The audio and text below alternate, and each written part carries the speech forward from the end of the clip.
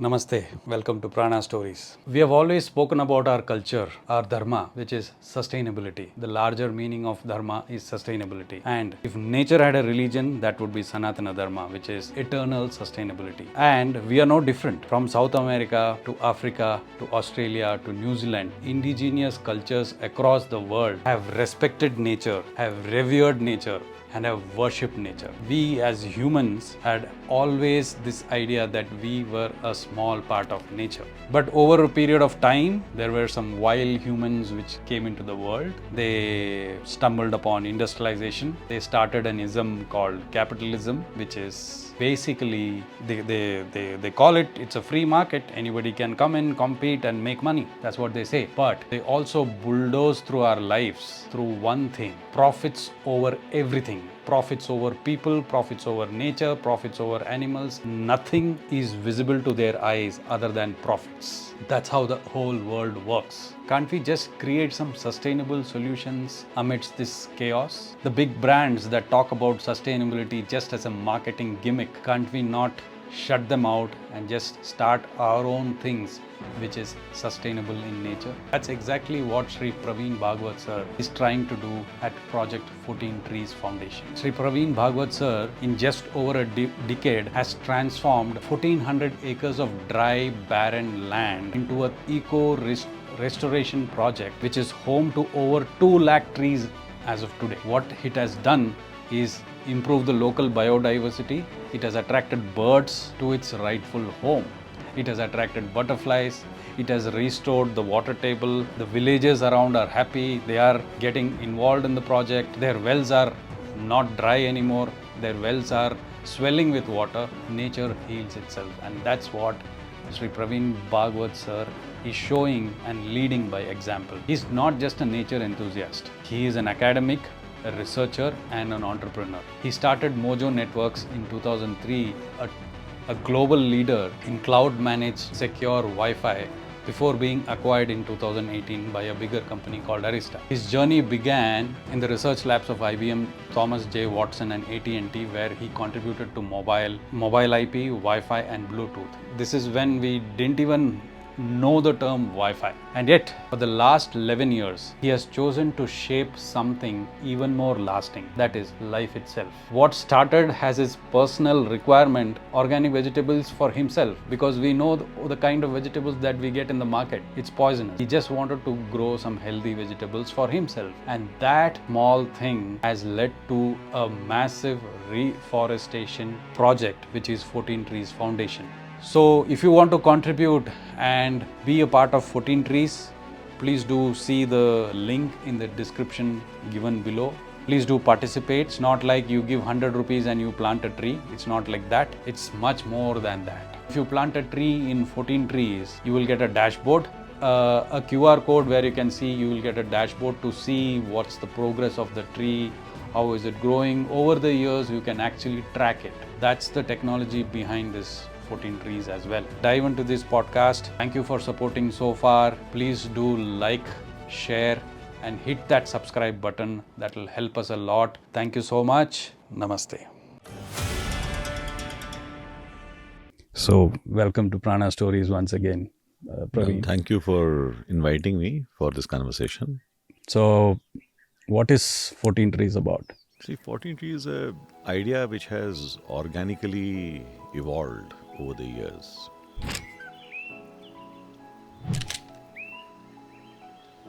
The seed, I would say, was planted about 11 years ago, back in year 2013. And since then, just like a banyan tree grows from a small seed, and you have no idea what this seed can potentially evolve into. So very similarly, when this activity started, the thoughts were very, very simple that, let's take a small piece of land, try to grow our own home vegetables.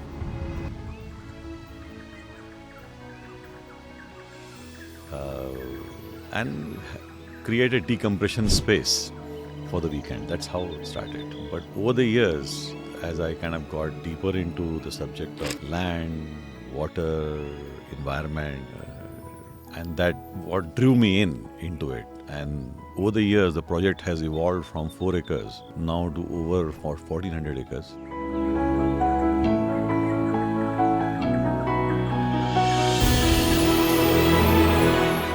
Employing more than 200 people full time.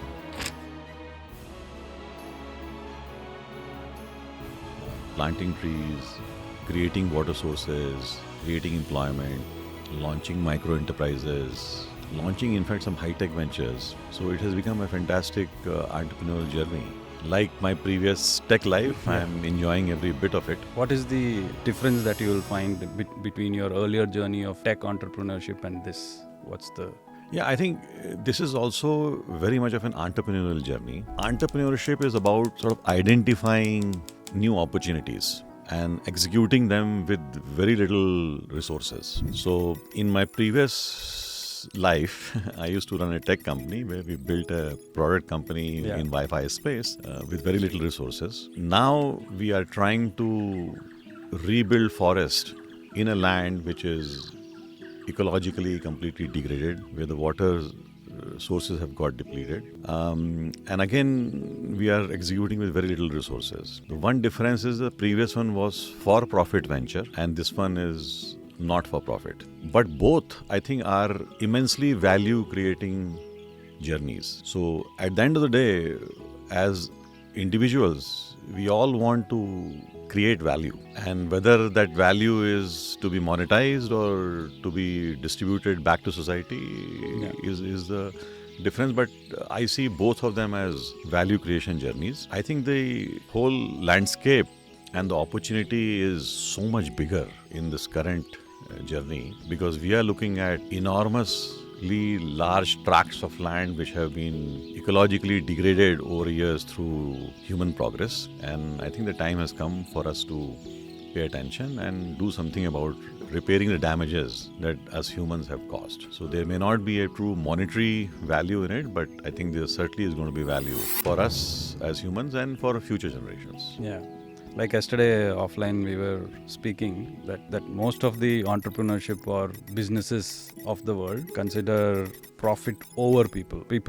Profit is considered more than people and even nature. Nature destruction, not having respect for nature and doing things for the sake of business. But this entrepreneurship is profit in the sense of value that you mentioned. There is profit, but it's along with people, like you mentioned, that you are providing employment to the locals. Along with people, not only just the employment part, I think it's also community-driven kind of a project, which I have seen here. Yeah. So profit along with people and of course with nature.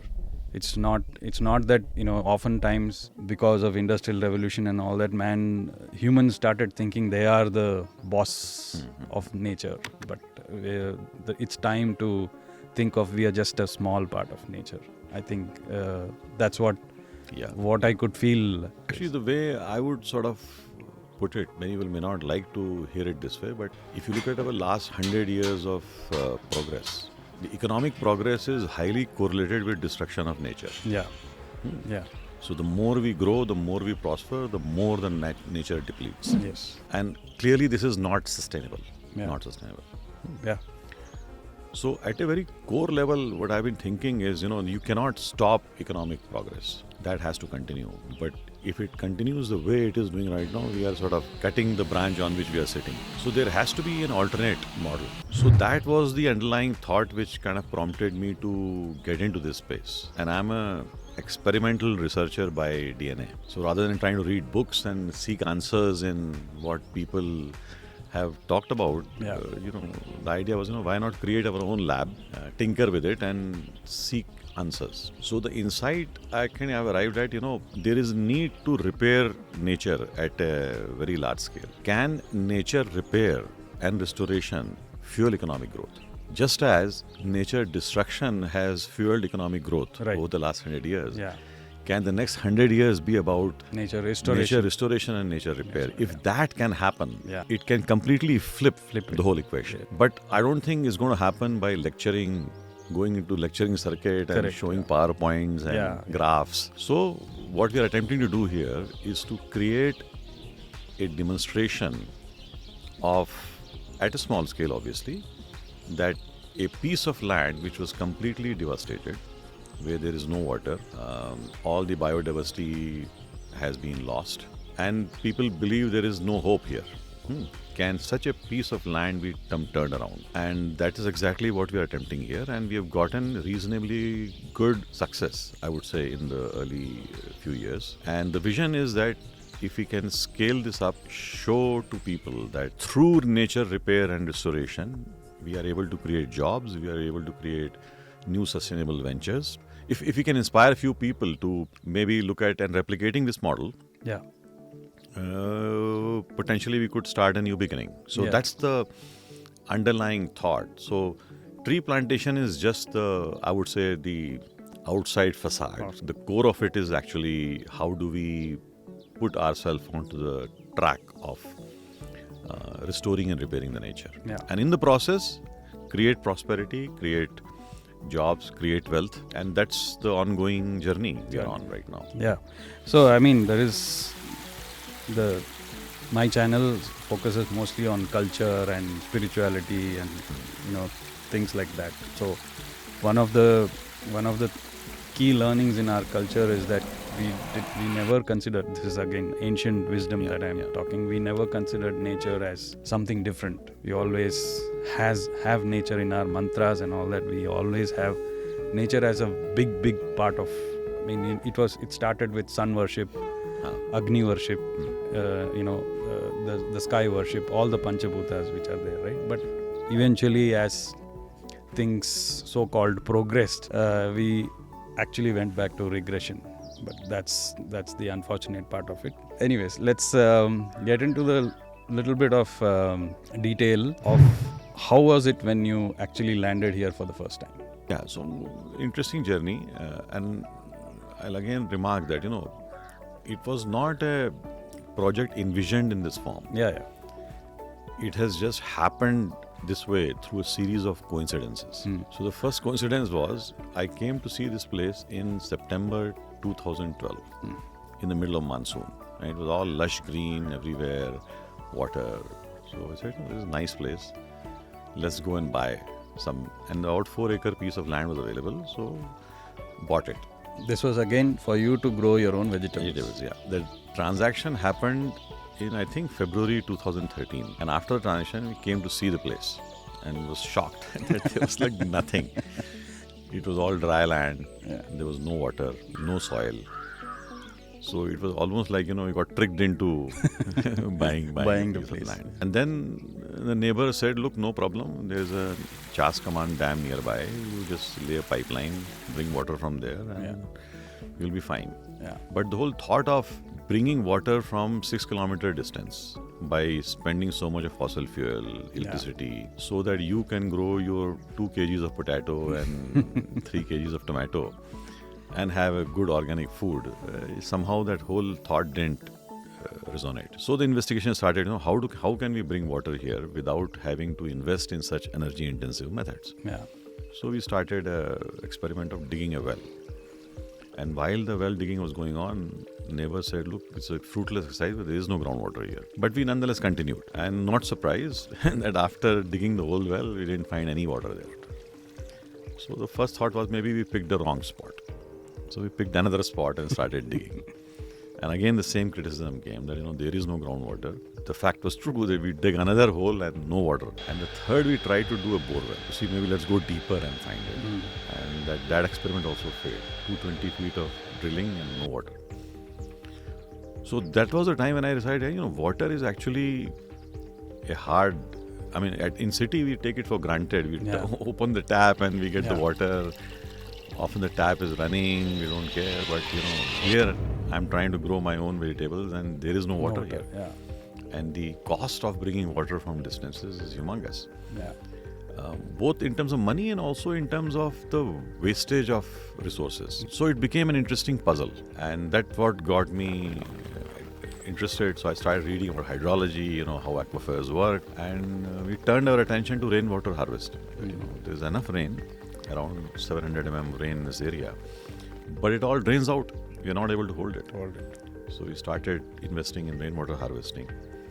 And even those efforts failed. That, we dug rainwater harvesting ponds, but Nothing happened in a year. And at some point, we kind of abandoned our hopes.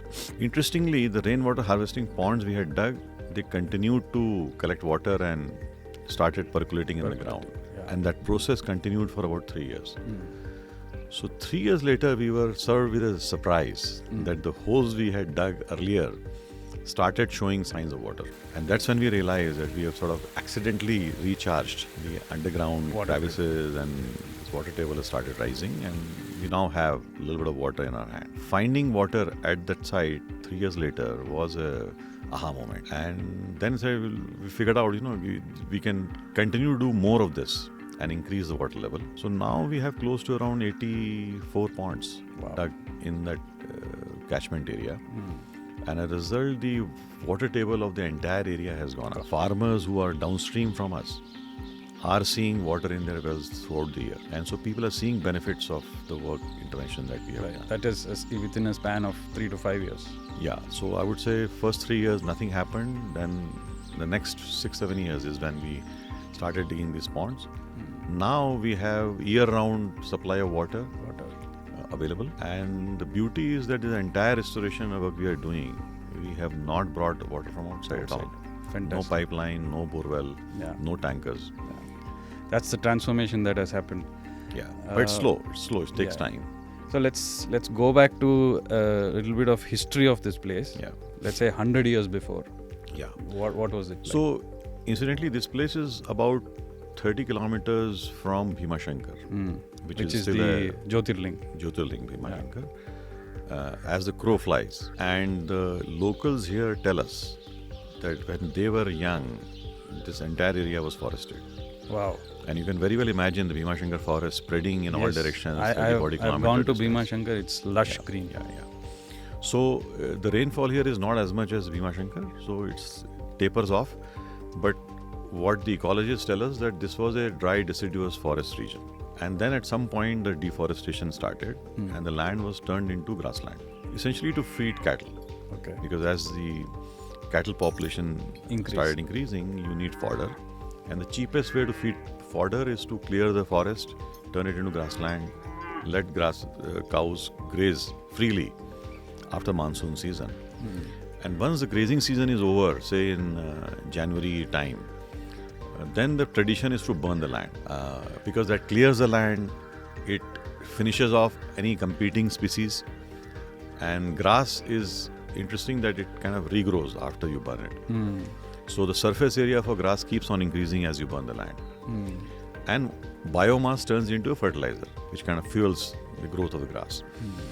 Now, interestingly, nature can easily handle burning if you do it once in 4 years, 5 years, 10 years. But if you burn it systematically every year, after 50, 60 years, it starts to show the stress that the topsoil starts eroding. When the rainfall happens, there is nothing to hold the water. So the water does not seep in and the water level starts dropping. So the fertility of the land starts reducing, topsoil cover is lost and the water levels start dropping. And that is exactly the landscape that we witnessed when we came here. Yeah. That it's a degraded, devastated, barren land. And looking at it, that this sort of thought crossed my mind, why not turn it around? Can we restore it to its original pristine state? And our initial experiments started showing some results after 7 years. So once we hit this point where we saw, the land, 4 acres that we had bought was completely transformed. Then coming from a tech background, we always think of scale. When we write a software, can it be scaled? So, we've found a formula here. Can it be scaled? And that is when the attention turned to spreading beyond the land that we owned to starting to work in the neighbors' farmers' land, Gram Panchayat land. And there also what I realized that instead of trying to approach people and tell them this is possible, we first focused on creating our own large size examples. And when locals saw that this thing was actually working, that the land pieces which they witnessed were completely barren are now green, There is water. Yeah. I think water is the key. The water is the key. Yes. There is water. There is there are fruits growing and so on. So people started coming on their own. Yeah. That we also have barren land. Take it and transform it. Yeah. And one of the things I decided, if somebody is coming and showing interest in reversing this cycle of damage, we will never say no. Yeah. So we kept saying yes. And as we kept saying yes, the amount of land started increasing. Our burn rate started increasing. More and more people started coming and asking for work. And we kept saying yes, yes, yes. So it became now a problem. How do you handle this beast? Yeah. How do you find finances to keep going? And that's when the entrepreneurial, I would say, thought process kind of kicked in. That rather than trying to slow down, we got to figure out this problem. And we said, why not do a crowdfunding campaign to fund this? There were again series of very interesting incidences which kind of pushed us in this direction. But now, fast forward few years, we are building forest, we are restoring land, we are repairing nature damage, primarily through crowdfunding. Cool. And more people are coming forward to help and join. Yeah. And the journey goes on. The one thing what I wanted to ask is, you said it took 7 years for it to come back to life or restore. Ultimately, it came out as something positive. What kept you going? Yeah, I think, first of all, I was running a tech company at that time. So there were enough crises happening on a daily basis to distract your mind. Okay. This was a side project that was going on. Okay. So I wasn't taking it very seriously, to be honest. Sometime you come here, try something, it doesn't work, you come back again. So it wasn't like your life was dependent on No, it. you didn't give up. You said, okay, this is not going to work. I already have so much tensions already in my tech life. Why should I? Second was, we are also treating it in a very different spirit. That this is a puzzle you're trying to solve. Okay. So when you are trying to crack a problem, often you don't succeed first time. You try different angles. So it it was just seemed your, like a more interesting puzzle. Yeah, it's a tackle. problem-solving attitude. yes. That kind of. Absolutely. Okay. And that process still continues. I don't think by any means we have figured it out. I mean, now we are trying to scale. Yeah. And so scaling, one interesting insight is that now we have figured out I would say, geology, botany, agricultural sciences, forestry parts of the puzzle. Given a land, it can be done. Now we are dealing with a more complex problem, which is humans. How do you align humans to accept that this is a good thing to do? And you will be amazed. I mean, so many people with different ideas. Why not do this? This should not be done. There's a better way to do this. Go talk to this guy and all that. That, I think, is a much more complex problem. Yeah. And we are trying. I'm not sure whether we will succeed, but it's a fascinating puzzle.